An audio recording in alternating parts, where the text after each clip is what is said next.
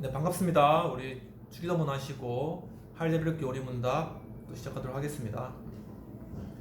하늘에 계신 우리 아버지여, 이름이 거룩히 여김을 받으시오며 나라의 임하옵시며 뜻이 하늘에서 이룬 것 같이 땅에서도 이루어지이다. 오늘날 우리에게 일용할 양식을 주옵시고 우리가 우리에게 죄 지은 자를 사하여 준 것 같이 우리 죄를 사하여 주옵시고 우리를 시험에 들지 말게 하옵시고 다만 악에서 구하옵소서.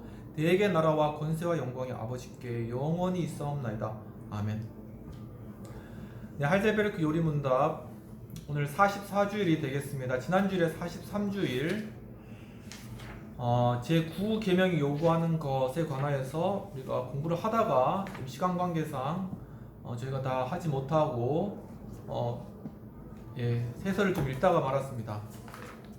오늘 44주일에 들어가기 앞서서 할제베르크 요리문답 내용들을 간단하게 또한 우리 살펴보시고 또 44주일 들어가도록 하겠습니다. 할델베르크 요리문답은 총 129문으로 되어 있고 이것을 52주일에 거쳐서 공부하도록 프로그램되어 있습니다.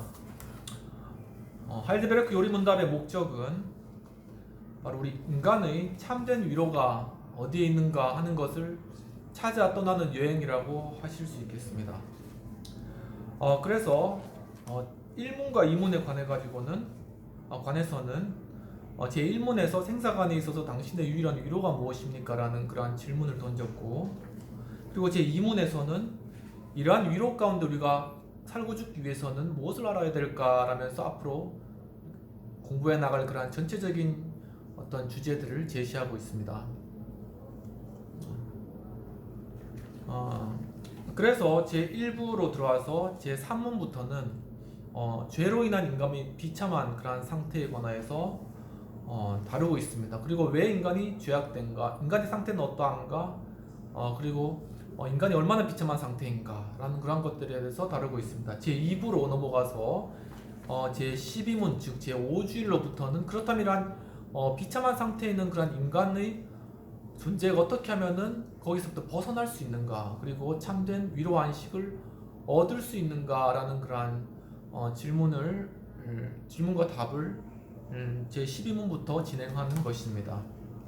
그래서 그 핵심적인 내용으로 바로 그 인간으로서는 바로 그러한 상태에서 우리가 벗어날 수 없고 오직 또한 스스로의 힘으로도 불가능하며 인간이며 하나님이신, 즉 인간이지만 죄가 없으신 어떤 중보자를 통하여서 그러한 구원이 가능한데, 그러한 중보자가 바로 예수 그리스도이시다라는 것에 대해서 말씀으로 이제 교리문답으로 입증을 하고, 그렇다면 그 예수님을 믿는다는 것은 무엇인가에 대해서 정리하면서 그 믿음의 구체적인 대상에 관하여서 사도신경이라는 내용으로 공부를 진행하였습니다.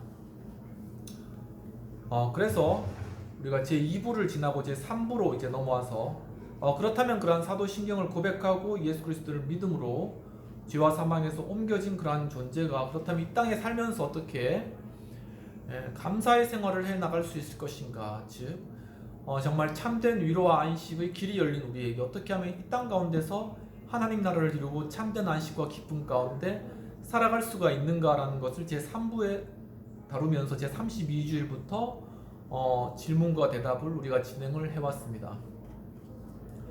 그래서 제86문에서는 바로 우리가 공로 없이 그리스도를 통하는 대로 말미암아 비참한 상태에서 구원된다면 왜 우리는 선한 일을 행해야 됩니까? 라는 우리가 선행을 행해야 되는 그러한 목적들에 관하여서 우리가 쭉 다루었고, 그 다음에 그렇다면은 참된 회개와 회심은 과연 무엇인가라는 것에 대해서 옛사람의 죽음과 새사람의 부활, 그리고 그 안에서 우리가 새로운 사람으로 살아나가는 것이라는 것에 대해서 우리가 다뤄보았습니다. 그러면서 그렇다면 새 사람으로서 어떤 기준을 가지고 우리가 살아갈 수 있는가에 대해서 하나님의 계명이라는 주제로서 십계명에 관한 내용을 다루었습니다. 그래서 지난 시간까지 저희가 9계명까지를 다루었는데 지난 시간에 했던 9계명은 바로 거짓 증거하지 마라는 그러한 내용을 우리가 다루었습니다.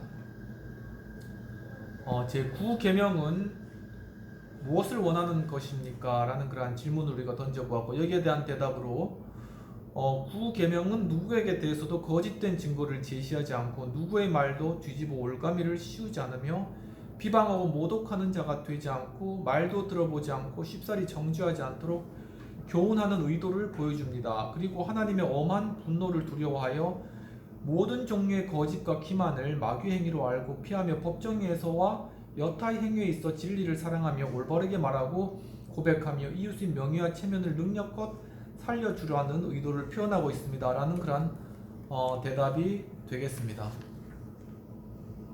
네. 그래서 제9계명에 관한 그런 내용에 관해서 우리가 좀 더 다른 번역으로 한번 살펴보도록 하겠습니다.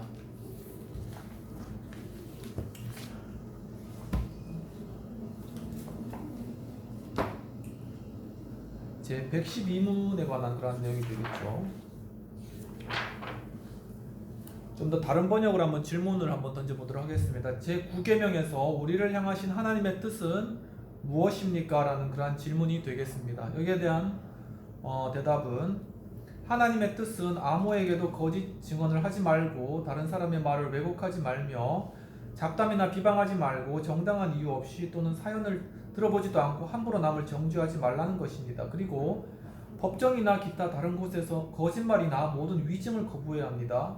그러한 일들은 악마가 사용하는 수단이며 하나님의 무서운 진노를 초래합니다. 오직 진리를 사랑하고 진리를 말하며 그것을 공적으로 인정을 해야 합니다. 그리고 이웃의 선한 이름을 보호하고 드높이기 위하여 최선을 다해야 합니다. 좀 더 이렇게 간략하고 쉽게 이해할 수 있도록 그렇게 되어 있네요. 이것은 또한 교사들에게 준 일종의 계명이고 목회자들에게 주는 계명이라고도 볼 수 있겠습니다.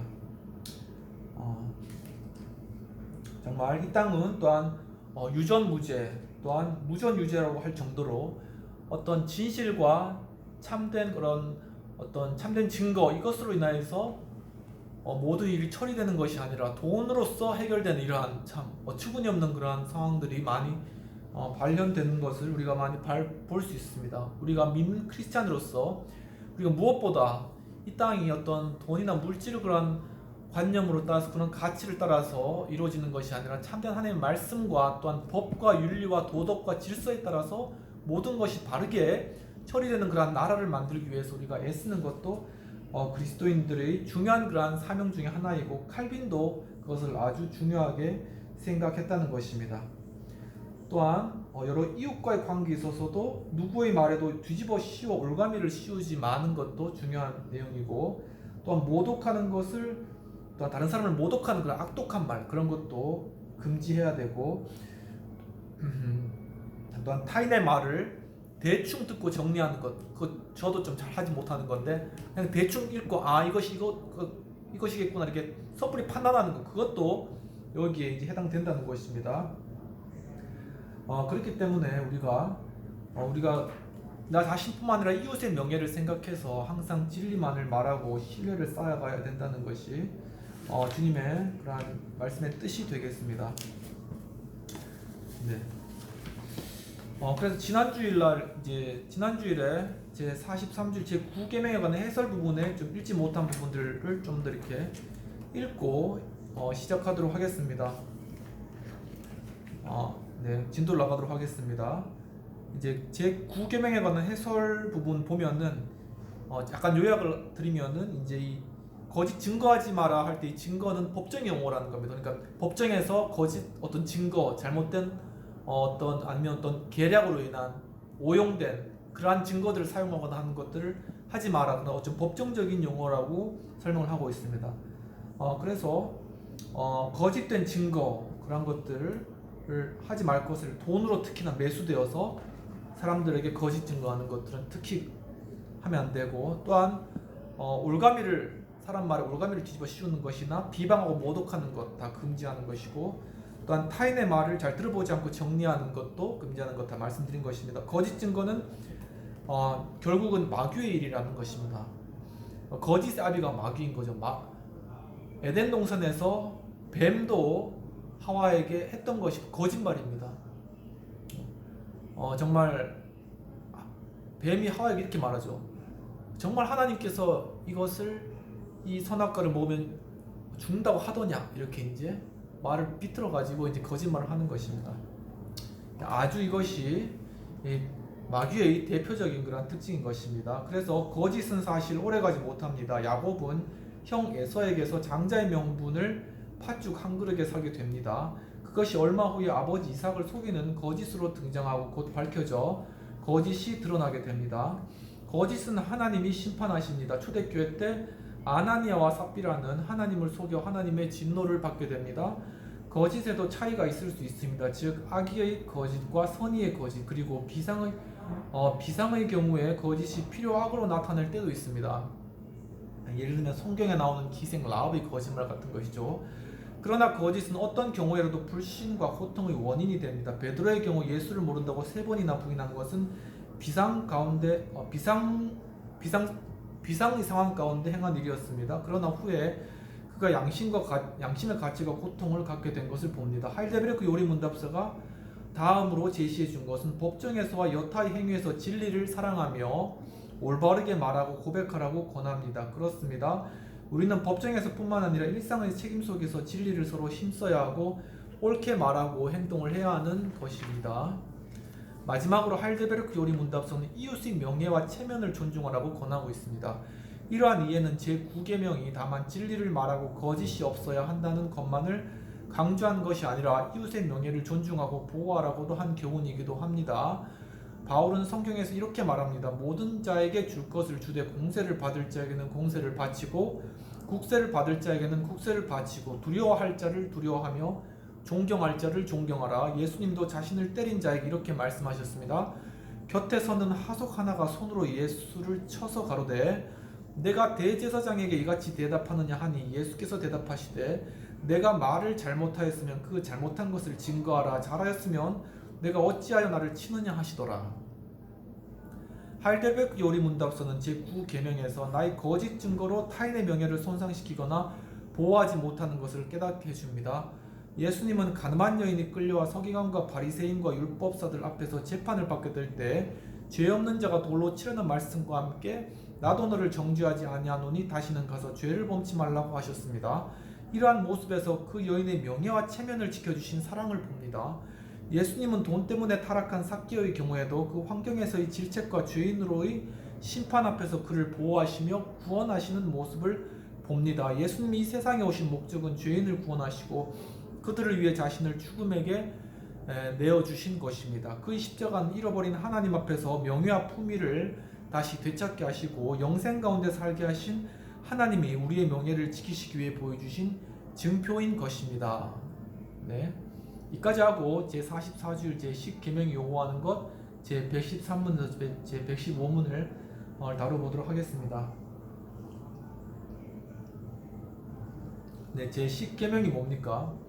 탐하지 말라는 거죠. 내 이웃에 가진 재물이나 아니면 소산물이나 타인의 아내라도 탐하지 말라, 그런 내용이 제10계명이 되겠습니다. 제113문 제10계명은 무엇을 원하는 것입니까? 대답은 우리 마음에 그 어떤 하나님의 계명에 대항하는 쾌락이나 생각은 아무리 적은 것이라도 결코 일어나지 않게 하려는 것입니다. 또한 온 마음으로 모든 죄를 끊임없이 대적하고 모든 공의에 대해 즐거움을 가져야 함을 가르칩니다. 라는 대답이 되겠습니다. 제114문 하나님을 믿고 돌아온 자들이 이런 계명을 완전히 지킬 수 있습니까? 그렇지 않습니다. 아무리 거룩한 자들도 이 세상에 살고 있는 한 이런 순종의 초보를 시작한 것에 불과합니다. 그럼에도 불구하고 그들은 진지한 계획을 가지고 몇 가지 계명만이 아니라 하나님의 모든 계명에 따라 살기를 시작하는 것입니다. 우리가 정말 예수 그리스도를 믿고 새 사람으로 살기를 결심했다고 해서 모든 것이 해결되는 거 아닙니다. 그렇지만 예수 그리스도를 믿음으로 약속하신 성령을 보내주시기 때문에 성령께서 우리에게 선을 행할 수 있는 그런 능력을 주신다는 것입니다.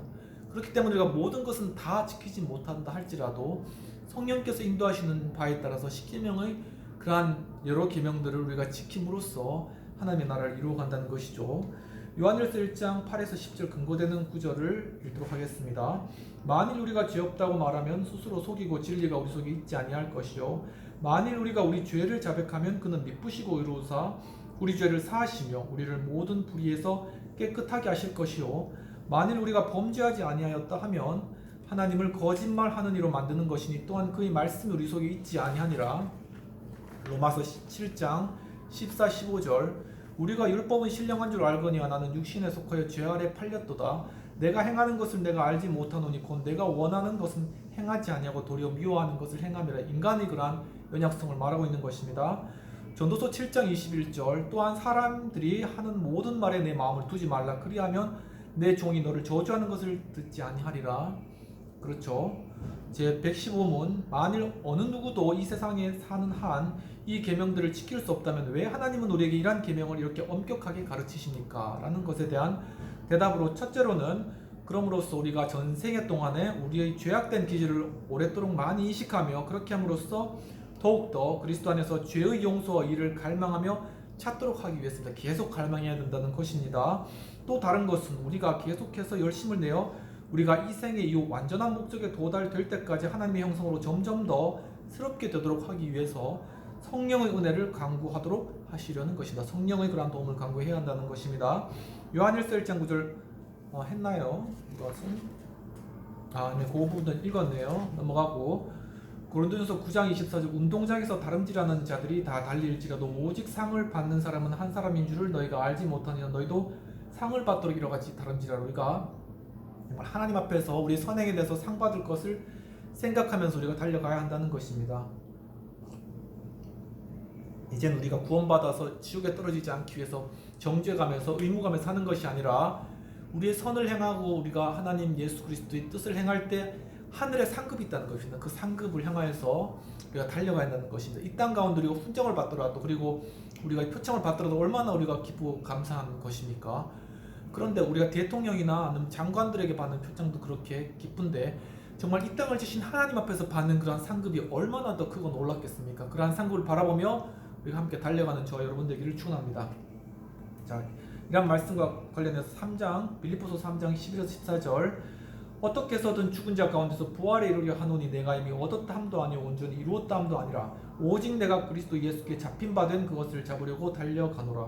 형제들아 나는 아직 내가 잡은 줄로 여기지 아니하고 오직 한 일 즉 뒤에 있는 것은 잊어버리고 앞에 있는 것을 잡으려고 표대를 향하여 그리스도 예수 안에서 하나님이 위에서 부르신 부름의 상을 위하여 달려가노라. 해설 읽도록 하겠습니다.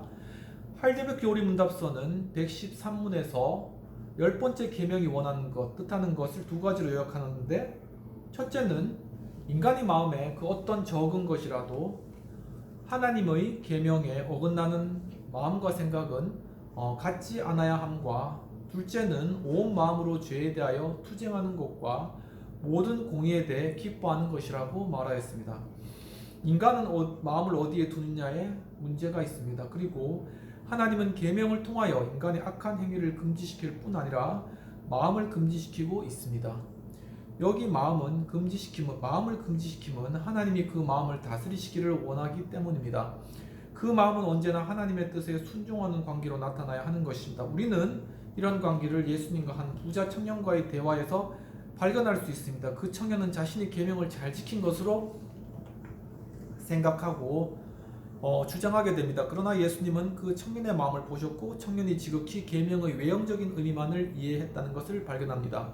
그리고 그 청년에게 계명의 본뜻을 깨닫게 하시려고 너희 가진 모든 것을 팔아 가난한 자에게 주고 나를 따르라고 권고합니다. 그는 끝내 예수님의 말씀을 이해하지 못하고 떠나고 말았습니다. 우리 자신들도 흔히 계명의 외형적인 것만 지키면 계명을 다 지킨 것으로 생각합니다. 그러나 하나님은 외형적인 순종만으로 기뻐하시고 만족하시는 것이 아닙니다. 바로 앞서 말한 우리의 마음 전체로서 순종을 원하십니다. 그리고 우리의 마음은 죄에 대한 대적과 공의에 대해 기뻐함으로 순종해야 합니다. 우리는 흔히 하나님의 뜻인 계명을 실천함에 있어서 강요됨 속에서는 어떤 이점과 대가를 전제하고 응할 때가 있습니다. 또는 두려움 때문에 응하는 경우도 있습니다. 이 모두는 온전한 순종이 아니라고 해야 할 것입니다. 즉 우리는 하나님의 계명이 실천되는 곳에 공의와 질서가 있음에 대한 기대와 함께 참으로 모든 의에 대한 기쁜 마음을 가지고 순종해야 할 것입니다. 왜냐하면 하나님의 계명은 마음과 뜻과 정성을 다함 가운데서 이루어져야 하는 것이기 때문입니다. 할데베크 요리 문답서는 다시금 113문과 115문에서 하나님의 계명을 믿는 자들이 다 이룰 수 있는지를 묻고 있으며 이 계명 전체를 통하여 보이시는 본뜻이 무엇인지를 다시 강조하고 있는데 먼저 천부름에 대하여는 아무리 그리스도를 알고 그를 믿는 신자라도 불가능함을 전제하고 있습니다.